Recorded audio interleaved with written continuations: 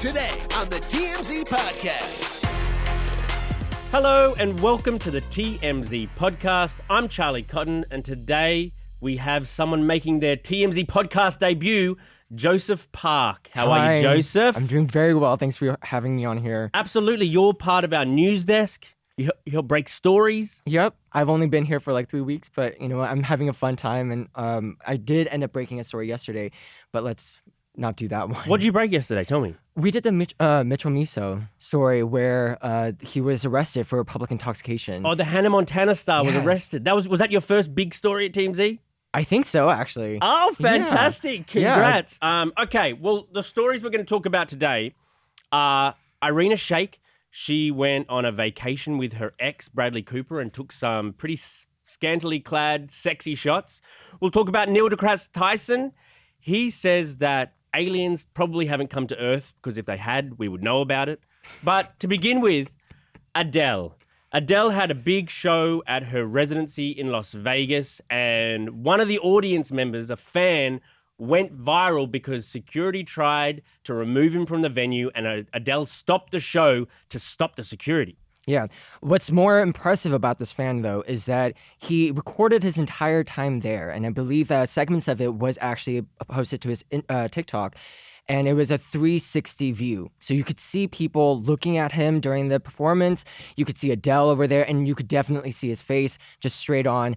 And during the time, he was standing up, singing every word like he was at a Taylor Swift concert. Like, he's a fan, and you know that he's a fan. And from that point on, he just ended up having people just make him look, people were older, in my opinion, and they were looking over and they were all sitting down and they're like, who is this guy? Yeah, this guy was like standing up the entire show, even during like the slow songs where everyone else is sitting down, and he's belting it out. That's why people behind him got a bit upset, and one lady actually asked him, like, can you please sit down? And he's like, said okay for a while, but then he stood up again, and eventually security had to step in because I guess a lot of patrons were like, this guy's ruining my show. But Adele sided with that one mega fan. I mean, we can sing though, right? Sing, but however, that being said, stand up. I'm talking. So, you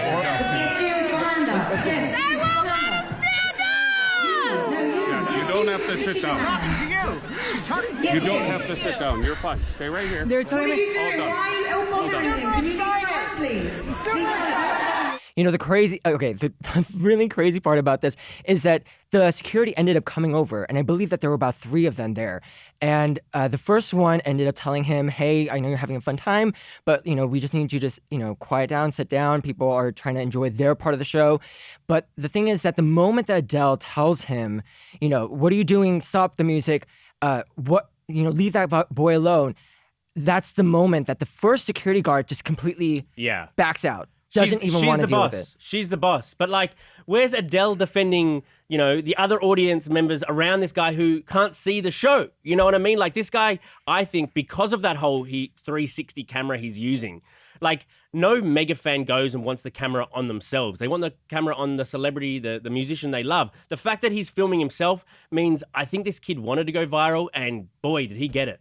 I don't understand why you think that every single time someone just wants to be viral, that, like, the show is, you can see the entirety of it. You can see all the other crowds, but you can also see her on stage. And also, I think a lot of things, I guess, of my generation, but there are people like this doing this, which is the fact that they just want their own reaction. They want to record their experience at the show.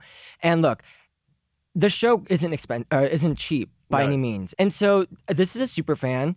And so he must have spent a few $1,000s to even be on the show. I know a friend who actually got Adele tickets, and she could have sold each of her tickets for $3,000. What? It's a residency, though. She's there every week. But there's not a lot of seats. Right. Like, Adele's somebody who can sell stadiums, like Taylor Swift or Beyonce, where it houses like 40 to 70,000 people. This is a very small venue relative to what Adele can do.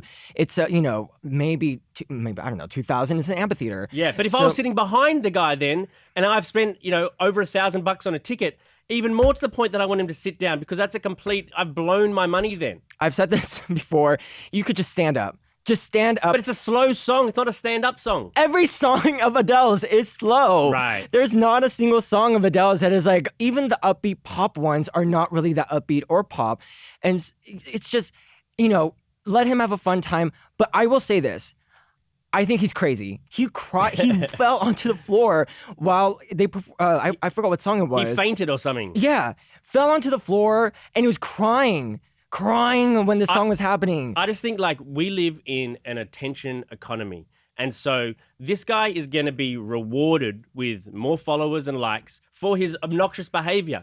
And that'll inspire copycats. That'll be like, it's kind of like, it's a Jake Paul sort of effect that if you do something crazy, whether people love it or hate it, it's good for you, it's good for your numbers. And so Adele's going to have so many more of these people. If she's going to defend this guy, she better defend everyone who ever does that, and then it's going to cause problems. I think the only reason why that we're talking about this story is because it was at an Adele concert or Adele residency, and it wasn't at Taylor Swift's. Because I'm pretty sure that if we were to go to a Taylor Swift concert, just like in the one in LA just a few days ago. Everyone's doing that then. That's a point. But not everyone's doing it at an Adele show. Like, everyone doesn't do it at sort of like Neil Diamond or some old, Adele is not Neil Diamond. You cannot compare the two together. Like I was saying this, like she's not Shania Twain. Adele is like of the big three right now. Beyonce, Taylor, and there's Adele. Right. So you're gonna have young fans. Adele, like I'm a fan of hers, and I'm not young, but I listened to her when I was,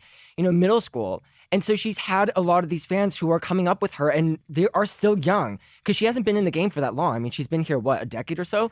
So like I said, there's going to be crazy fans out there. This guy had been preparing for over a year, he said on his TikTok, and it's just, let him have his moment, but I do believe he's crazy. Okay, I believe you're right about that. I'm just a bit more utilitarian, like the greatest good for the greatest number at these concerts. And if you're negatively impacting 10, a dozen more people behind you because of you're just one person enjoying it, then the 12 should win out, I think. The greatest good for the greatest number. Very smart.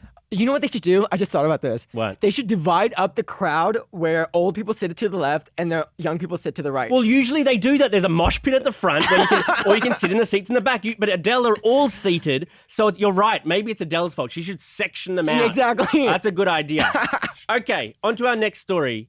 Irina Shayk, one of the most beautiful women in the world. Hot. She's hot, hot, hot. She used to be with Bradley Cooper and they got a daughter together. But now there's all of these rumors swirling. She's with Tom Brady. She left his house there. For all intents and purposes, Irina Shayk is dating Tom Brady. Well, she went on a vacation with Bradley Cooper, her ex, and took all of these really, really sexy photos, which is weird because aren't you with a new guy and here you are being all sexy with your old guy? Like, who's even taking these photos? I actually agree with you on this one, and I don't agree with you on a lot of things, but I do agree with you on this one. I didn't even know that she had a child. Right. That's how weird all of this is. Like, I know that they're a family unit, but you don't go around being topless. Obviously Bradley Cooper has obviously seen her body. That's Yes. not a joke. But when the divorce happened, like when people separate, everything needs to be covered up. Yes, exactly. And I do believe that even the breast area needs to be covered up. The breast area should be covered. I agree. When you become exes, you don't get to see me naked anymore. And I think that this is one of the worst things that you could do for somebody who, we've heard reports that Tom Brady is a very skittish, scared person. Oh, is he? Yeah, because Irina has made it a point that she's not having people in her close friend group just because of the fact that they might even leak to the press and all this stuff. So she is really wanting Tom Brady above all else. And yet during this time, she is posting these raunchy photos. They are hot, by the way. I mean, she has some nice boobs. Yeah. Yeah, you get to see some good stuff. But God, but it's with Bradley Cooper. And I think everything goes for co-parenting. That's a great thing to do. I just don't think that you should be going topless, co-parenting in an exclusive, isolated island or whatever in the water and just, Tom Brady can't he can't enjoy that she is taking these photos on vacation with her ex because, I mean, maybe there's an issue between Irina and Tom that she's like, this is what you're missing out on. This is what you could have, Tom, if you chose me. I don't see, if Irina and Tom were in a happy young love. This is we just started dating each other. If they were in that sort of like the throes of passion like that, I don't think she would be naked with her ex. Like I don't think so either. I think she'd have more respect for her current. I agree. But the fact that she doesn't makes me think that maybe Tom and her aren't that serious, or maybe there's a bit of trouble there where she's like, you could have this, but you're choosing not to, Tom. It just doesn't add up. I would never do something like that. I will make the point that I think a part of European culture has always been topless is not a big deal. I know we make it a very big deal here in America, but it might not be a big deal back there. And obviously Tom Brady has been seen kissing his son too, or whatever. His father. Right. So yeah, and she's a model as well. She's used to being naked. So I guess there's something in that. Like maybe her boobs aren't as sort of like. It's not like she wants to hide them as much as most people might. She's a model. Like that's her job, and maybe she's used to it. I just think that there's a time and place. And the time and place is not with Bradley Cooper. Right. Or with your daughter. I mean, maybe mums hang out topless with their daughters, but with your ex, That's so, the thing is how she's been going about this entire relationship with Tom Brady, like I said, was that it just seems so odd that I didn't even know that she had a child. That's how, because I think there's an idea that when you have a child, you have to present yourself as a mother and everything, but in this social media days now, that's all changed. It's not so. That's old fashioned now. I know everybody has to put their boobs out, their butt out. Everything needs to go out, and then that's how you get the viewers, and that's how you get guys too, the dads too. Well, I mean, did you see about Bad Bunny? Oh, Bad Bunny, he got his Bad Bunny out. Wow, you're right about that. Okay, on to our final story. I spoke to Neil deGrasse Tyson, the famous astrophysicist. I saw him at LAX, and we discussed UFOs, how there's never been more interest in UFOs, and that is evidenced by the fact that they talked about them at the GOP debate, and they made promises that we're going to show everything we've got about UFOs and aliens. We'll tell the public.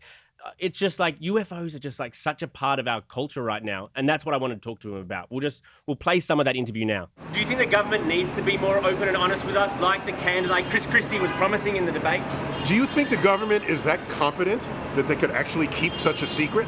Maybe. Oh my gosh, when did you get that much confidence in the U.S. government? So you think they don't know much? We think they do, but they don't. Here's what I'd rather think. That if we had an alien invasion, more than the U.S. government would know about it. Right. We would know about it. So, I mean, a lot of conspiracy theorists think that there's like a UFO in an abandoned hangar being kept by the government somewhere, or they've got alien bodies and they've done DNA tests, and there's so much stuff the government knows and they're not telling us, show us the documents.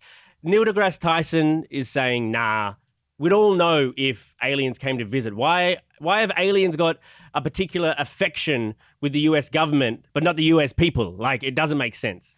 I think you open a can of worms, and this is going to be a very long conversation. I know there's a lot of conversation around the fact that people think that there can be life where, if we've developed this far, why not have somebody else out there, some other civilization that can go even further than what we did?